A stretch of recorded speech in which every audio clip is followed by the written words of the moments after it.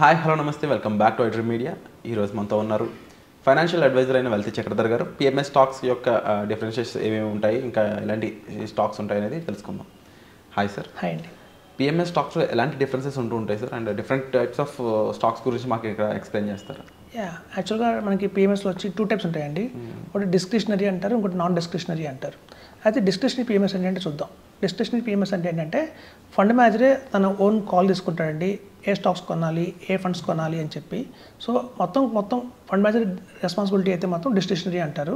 ఈ non discretionary వచ్చేసరికి ఏంటంటే కొంత మనం కూడా పార్టిసిపేట్ చేయొచ్చు. అంటే ఆయన ఇన్వెస్ట్మెంట్ చేస్తారు, ఏదైనా కొంచెం మార్పు చేయాలన్నా కూడా మనకు అవకాశం ఉంటుంది, మనం కూడా సజెస్ట్ చేయొచ్చు. జనరల్గా ఏంటంటే నాన్ డిస్క్రిషనరీ పిఎంఎస్లో వచ్చేసి మనకి మ్యూచువల్ ఫండ్స్ ఎక్కువ ఉంటాయండి. చాలామంది తెలుసు మ్యూచువల్ ఫండ్స్లో మనం డైరెక్ట్గా ఇన్వెస్ట్ చేసుకుంటాము. కానీ అలా కాకుండా ఏదన్నా మంచి ఆప్షన్ ఉందా వేరేది అనుకుంటే మనకు నాన్ డిస్క్రిషనరీ పిఎంఎస్లో కూడా ఆప్షన్స్ ఉంటాయి. సో నాన్ డిస్క్రిషనరీ పిఎంఎస్లో వచ్చేసి మనకంటే ప్యూర్గా డైరెక్ట్ ప్లాన్సే ఉంటాయండి. సో మీకు తెలుసు డైరెక్ట్ ప్లాన్స్ అంటే మనకి ఎక్స్పెన్సెస్ తక్కువ ఉంటుందని. సో మరి వీళ్ళు తీసుకుంటే అత్యధికంగా ఏంటంటే ఒక ₹1 తీసుకుంటారు మేనేజ్మెంట్ ఫీజ్ కింద, ఎందుకంటే మేనేజ్ చేస్తున్నారు కాబట్టి. చూడండి మ్యూచువల్ ఫండ్స్లో మనకి అనుకుంటాము ఒక బ్లైండ్గా ఇన్వెస్ట్మెంట్ చేస్తే ఇండెక్స్ ఫండ్స్లో చేయొచ్చు, ఈటీఎఫ్లో చేయొచ్చు, చేస్తే రిటర్న్స్ వస్తాయి కదా అనుకుంటారు. కానీ చూడండి ఒక బెంచ్ మార్క్ అనేది ఒకటి ఉంటుంది. సో ఈ బెంచ్ మార్క్ని మించి రిటర్న్స్ ఇచ్చేవే మనకి ఫండ్స్ కొంచెం బెస్ట్ ఫండ్స్ ఉంటాయి. ఇప్పుడు చూడండి ఈటీఎఫ్స్కి ఇండెక్స్ ఫండ్స్కి మ్యూచువల్ ఫండ్స్కి డిఫరెన్స్ ఏంటంటే ఇవి ఒక ప్యాసివ్ ఫండ్స్ అంటారు. ఈటీఎఫ్ అంటే మనకి ఇండెక్స్ ఫండ్స్ ఒక అడ్వైజర్ మనకు వద్దు, మనం సొంతంగా చేసుకుందాం, ఎంతో కొంత రిటర్న్ వస్తుంది, ఒక బ్యాంక్ ఎఫ్డీ కంటే బెటరే, పీపీఎఫ్ కంటే బెటరే అనుకున్న వాళ్ళకి ఇండెక్స్ ఫండ్స్ ఈటీఎఫ్ కరెక్ట్ కాదు. కొంచెం ఎక్స్ట్రాడినరీ రిటర్న్ రావాలి అంటే 12% మించి రిటర్న్ రావాలి, 50% మించి రిటర్న్ రావాలంటే మాత్రం బెస్ట్ మ్యూచువల్ ఫండ్స్ తీసుకోవచ్చు. సో అట్లాంటి బెస్ట్ మ్యూచువల్ ఫండ్స్ మనం డైరెక్ట్గా కొనుక్కోవాలంటే చాలా 56 కంపెనీస్ ఉన్నాయి ఇండియాలో. ఒక్కొక్కరి దగ్గర 20 ఫండ్స్ ఉంటాయి. మళ్ళీ చూస్తే 1000 ఫండ్స్ ఉంటాయి. అందులో large cap, mid cap, small cap, multi cap, thematic, మళ్ళీ కాంట్రా ఫండ్స్, అలాగే మనకి పిఎస్సి ఫండ్స్ అని, డిఫెన్స్ ఫండ్స్ అని చాలా ఉంటాయి. సో ఇన్ని ఫండ్స్లో మనం ఇన్వెస్ట్ అంటే మనకి కన్ఫ్యూజన్ ఎక్కువ అయిపోతుంది. చివరికి ఏం చేస్తామంటే అడ్వైజర్ చెప్పిన 5 ఫండ్స్, అడ్వైజర్ చెప్పిన 5 ఫండ్స్ కొనుక్కుంటూ వెళ్తే మన పోర్ట్ఫోలియో చూస్తే 20 ఫండ్స్ ఉంటాయి చివరికి. సో రిటర్న్స్ అయితే ఏం రావు. సో మీకు తెలిసి ఇందులో time is most important. Time ఎప్పుడు మనం వేస్ట్ చేసుకోకూడదు. సో మనం వెల్త్ మీద ఎక్స్పెరిమెంట్ ఎప్పుడు చేయకూడదు. వెల్త్ మీద ఎక్స్పెరిమెంట్ చేయకుండా ప్రాపర్గా ఇన్వెస్ట్మెంట్ చేసుకుంటేనే వెల్త్ అనేది క్రియేట్ అవుతుంది. సో ఇక్కడ పిఎంఎస్లో మనకు వచ్చేది ఏంటంటే fund manager best of the best 5 funds మనకి చేసి పెడతారు ఆయన. అందులో మనకి large and mid cap category ఒకటి ఉంటుంది, మిడ్ క్యాప్ ఉంటుంది, స్మాల్ క్యాప్ ఉంటుంది, ఒక ఫ్లెక్సీ క్యాప్ ఉంటుంది, ఒక కాంట్రా ఫండ్ ఉంటుంది. అలా రికమెండ్ చేసిన ఫండ్ మేనేజర్ ఏదైతే 5 ఫండ్స్ ఉన్నాయో అవి కాకుండా ఏదైనా మార్చాలి. సపోజ్ వాళ్ళు for example DSC small cap పెట్టారు.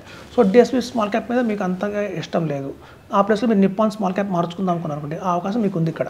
సో మేము నాన్ డిస్క్రిషనరీ పిఎంఎస్లో మనం చెప్పొచ్చు ఫండ్ మేనేజర్కి, మాకు instead of DSC small cap replace చేయండి, ఎదర్ క్వాంట్ స్మాల్ క్యాప్ కావచ్చు, ఎస్బీఐ స్మాల్ క్యాప్ కావచ్చు, నిప్పాన్ స్మాల్ క్యాప్ కావచ్చు. సో వాళ్ళు వెంటనే కనుక ఆ ఫండ్ని రీప్లేస్ చేస్తారు. సో ఇక్కడ మన రోల్ కూడా చాలా ఇంపార్టెంట్ ఉంటుంది. So out of 5 funds 2 funds మనం కూడా చెప్పినట్టుగా వాళ్ళు మారుస్తారు. సో అలా మనం ఇద్దరు కొలాబరేషన్లో వెళ్ళేదే ఇది. సో ఎప్పటిదాకా మనకి ఆ 1% మేనేజ్మెంట్ ఫీజు ఉంటుందంటే మన పోర్ట్ఫోలియో ఎప్పుడైతే 2 crores దాకా ఉంటుందో అప్పుడు. వన్స్ మన పోర్ట్ఫోలియో 2 crores దాటింది అనుకోండి, అంటే పెట్టింది 50 lakhs, ఆఫ్టర్ 7 or 8 years ఆ 2 crores అయింది అనుకోండి, అక్కడి నుంచి మేనేజ్మెంట్ ఫీజు వచ్చి 0.50% ఉంటుంది. 50 పైసలు చాలా తక్కువ. సో మన కార్పస్ పెరుగుతున్న కొద్దీ కూడా మన ఎక్స్పెన్స్ రేషియో అనేది తగ్గిపోతుంది, ఇందులో మేనేజ్మెంట్ ఫీజు తగ్గుతుంది. సో అట్లా కూడా మన లాభం పొందొచ్చు. సో ఇందులో ఎస్ఐపి ఉందా అంటే ఇందులో కూడా మనకి సిస్టమేటిక్ ఇన్వెస్ట్మెంట్ ప్లాన్ లాగా ఎవ్రీ మంత్ ₹50,000 మనం యాడ్ చేసుకోవచ్చు అండి. ఎప్పుడైనా మార్కెట్ పడినప్పుడు అడిషనల్గా యాడ్ చేసుకోవచ్చు, లేదా ఎవ్రీ మంత్ కూడా మనం ఎస్ఐపి లాగా ₹50,000 యాడ్ చేసుకోవచ్చు. సో పిఎంఎస్లో ఆ ఫెసిలిటీ కూడా ఉంది. అయితే సిస్టమేటిక్ విత్డ్రాల్ ప్లాన్ ఇవాళ రేపు అది కూడా చాలా పాపులర్గా ఉన్న ప్రోడక్ట్ అది కూడా. సో అలాంటి ఆప్షన్స్ ఇందులో ఉన్నాయంటే ఇందులో కూడా చూడండి పిఎంఎస్లో 2 రకాలు ఉంటాయి.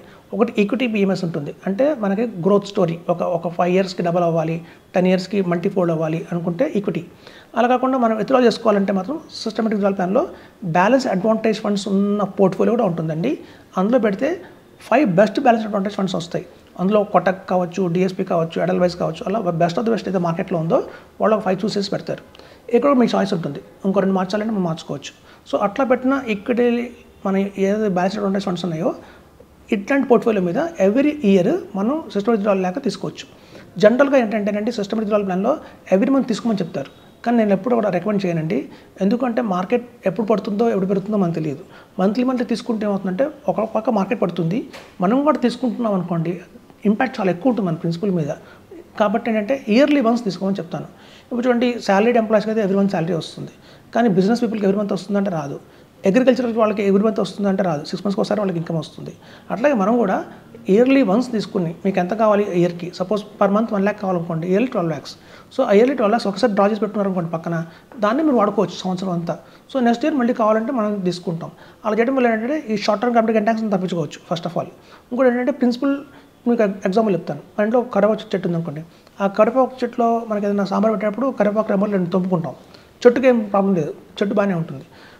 తుఫాన్ వచ్చిందనుకోండి, తుఫాన్ వచ్చి చెట్టు రిగిపోతుంది. అంటే తుఫాన్ వచ్చి చెట్టు రిగిపోయింది, మనం కూడా కరివేపాకు రేపులు గీస్తున్నాం అనుకోండి, చెట్టు కాస్త పోతుంది. సో అట్లాగే సిస్టమేటిక్ ప్లాన్ కూడా మార్కెట్ బాగా డౌన్ అయింది అనుకోండి, డౌన్ అయినప్పుడు మన ప్రిన్సిపల్ కూడా చాలా తగ్గుతుంది. ఆల్రెడీ మనం 1 కోటి రూపాయలు ఉన్న మన ఫండ్ 70,000 లక్షలకి పడిపోతుంది. మనం ఇంకా తీస్తున్నాం అనుకోండి, మళ్ళీ గ్రో అవ్వదు అది. సో కాబట్టి అంత ఇంపాక్ట్ ఉంటుంది. సో కాబట్టి అప్ డౌన్ మార్కెట్లో బాగానే ఉంటుంది, సిస్టమేటిక్ ప్లాన్ ఎవరి మంది తీసుకోవచ్చు. కానీ డౌన్ సైడ్ మార్కెట్లో తీసుకున్నాం అనుకోండి, డబుల్ ఇంపాక్ట్ ఉంటుంది. సో మన ప్రిన్సిపల్ కూడా ఒక్కొక్కసారి ఎరోజ్ అవుతుంది. కాబట్టి ఏంటంటే అలా తీయకండి, ఎవ్రీ ఇయర్లో ఒకసారి తీసుకోమని చెప్తున్నాను. సో పిఎంఎస్లో సిస్టమేటిక్ ప్లాన్ ఆప్షన్ కూడా ఉంది, ఎస్ఐబి ఆప్షన్ ఉంది. మన నాన్ డిస్క్రిషనరీ పిఎంఎస్లో కూడా మన చాయిస్ ఉంటుంది 2 funds మార్చుకోవడానికి. సో ఇట్లాంటి అన్ని బెనిఫిట్స్ ఉన్నాయి. కాబట్టి ఎవరి దగ్గర అయితే 50 lakhs ఉన్నాయి అంటే మాత్రం ఖచ్చితంగా మీరు పిఎంఎస్కి వెళ్ళమని చెప్తాను. అండ్ ముఖ్యంగా సార్, పిఎంఎస్కి మనం డెసిషన్ తీసుకున్నాక మీరు అంటున్నారు ఎవ్రీ ఇయర్లో వన్స్ ఒకసారి తీసుకుంటున్నారు, no problem. And minimum amount వచ్చేసి సమ్ సెటన్ ల్యాక్స్ అనేది ఇన్వెస్ట్ చేయాలి, 50 lakhs ఇన్వెస్ట్ చేయాలండి. అండ్ ఆఫ్టర్ ఇన్వెస్ట్మెంట్ తర్వాత ఈ లాంగ్ టైంలో మనం ఎప్పుడు బయటకు రావడం కరెక్ట్ అంటారు? ఎందుకంటే ఇన్వెస్ట్ చేయడం అందరూ చెప్తారు, బట్ ఏ టైంలో బయటకు రావాలని ఎక్కువ మంది చెప్పరు. అట్లా లాంగ్ టైం ఉంచేసుకున్న నో ప్రాబ్లం విరాట్ గారు అంటారా? లేకపోతే అది డెఫినెట్లీ నెక్స్ట్ జనరేషన్ కోసం బాగా యూజ్ అవుతుంది, 100% ఒప్పుకుంటాము. వాట్ ఈస్ ద బెటర్ అంటే escaping plan, like 30 years, 20 years, long time next generation కూడా ఉంచుకోవచ్చా? ఇది ఆబ్వియస్గా నెక్స్ట్ జనరేషన్ కూడా ఉంచుకోవచ్చు అండి. అందులో నీడ్ బేస్డ్ అంటాం. నీడ్ బేస్డ్ అంటే ఏంటంటే అవసరం అయితేనే తీసుకోవాలి. సపోజ్ ఏదన్నా పిల్లలు మన ఫారెన్కి వెళ్ళి చదివించాల్సి వస్తుంది, ఫారెన్లో వెళ్ళారు. సో పిల్లలు కొంతమంది ఫారెన్లో ఇల్లు కట్టుకుంటున్నాం, కొంచెం డబ్బులు అడ్జస్ట్ చేయమంటారు. అలాంటి మన ఏదైనా నీడ్ ఉంటే మాత్రం తీయచ్చండి, తప్పు లేకుండా. ఎంతకాలం అంత తీయచ్చు, లంసంగా కూడా విత్డ్రా చేసుకోవచ్చు. మనం పెట్టే సిస్టమేటిక్ విత్డ్రాల్ ప్లాన్ ఏదైతే ఉందో పిఎంఎస్లో, అది చెప్పినట్టు 50 lakhs 1 CR అవుతుంది, 2 CR అవుతుంది, 3 CR అవుతుంది, మల్టిఫైడ్ అవుతుంటుంది. అలా పెడుతున్నప్పుడు మనం ఎంతకాలం ఇయర్లీ అంతా మనం తీసుకున్న కార్పస్లో కూడా బ్యాలెన్స్ ఏదైతే ఉంటుందో. ఇప్పుడు చూడండి, చాలామంది పిల్లలు ఫారెన్లో సెటిల్ అవుతారు. సో వాళ్ళకి డెలివరీస్ చేయాల్సి వస్తుంది. అప్పుడు పేరెంట్స్ ఒక 6 months వెళ్ళి అక్కడ ఉంటారు, మరి చాలా ఖర్చులు ఉంటాయి. సో అట్లాంటి టైంలో కూడా మనం విత్డ్రా చేసుకోవచ్చు. సో పార్షల్ విత్డ్రాల్ కూడా ఉంది ఇందులో. మ్యూచువల్ ఫండ్లో ఎస్డబ్ల్యూపీ లాంటిది ఇందులో ఏమన్నా ఉందా సార్? ఉందండి. మ్యూచువల్ ఫండ్స్లో ఏదైతే ఎస్డబ్ల్యూపీ ప్లాన్ ఉందో అదే మనకి సేమ్ రిపీట్ అవుతుంది పిఎంఎస్లో కూడా. సో పిఎంఎస్లో కూడా మనకు ఆప్షన్ ఉంది. కాకపోతే మ్యూచువల్ ఫండ్స్లో ఎవ్రీ మంత్ తీసుకోవచ్చు, ఇక్కడ కూడా ఎవ్రీ మంత్ తీసుకోవచ్చు. కానీ నేను రికమెండ్ చేయను, ఇయర్లీ వన్స్ తీసుకోమని చెప్తాను. సో కాబట్టి మ్యూచువల్ ఫండ్స్లో ఎన్ని బెనిఫిట్స్ ఉన్నాయో అన్ని బెనిఫిట్స్ సేమ్ యాజ్ ఇట్ ఈస్గా మనకి పిఎంఎస్లో దొరుకుతాయండి. PMS is an extraordinary product. Mutual ఫండ్స్కి మించి రిటర్న్స్ అయితే గ్యారంటీగా వస్తాయని చెప్తున్నాము. అది మన ఎక్స్పీరియన్స్ చెప్తున్నాము. ఎవరైతే ఇన్వెస్ట్మెంట్ చేస్తారో వాళ్ళు కూడా త్వరలోనే తెలుసుకుంటారు. చూడండి, ఇది కొత్తగా వచ్చిన ప్రోడక్ట్ కాదు, 1993 నుంచి ఇండియాలో ఉంది. ఆల్మోస్ట్ 30 years ఉన్న ప్రోడక్ట్ ఇది ఇండియాలో. ఇప్పుడు కొంచెం బాగా అవేర్నెస్ సౌత్లో వచ్చింది, ఎస్పెషల్లీ నార్త్లో అయితే ఎప్పటి నుంచో ఉంది, ఫేమస్ ప్రోడక్ట్ అని చెప్తున్నాను. Wonderful sir. So PMS stock సంబంధించి ఎటువంటి ఇన్ఫర్మేషన్ కావాలన్నా మీరు వెంటనే డిస్ప్లే అవుతున్న నెంబర్స్ కాల్ చేసి సార్తో మాట్లాడవచ్చు, పర్సనల్ అపాయింట్మెంట్స్ అనేవి బుక్ చేసుకొని మీరు ఇన్వెస్ట్మెంట్ కూడా స్టార్ట్ చేయొచ్చు. Thank you so much. Thank you అండి.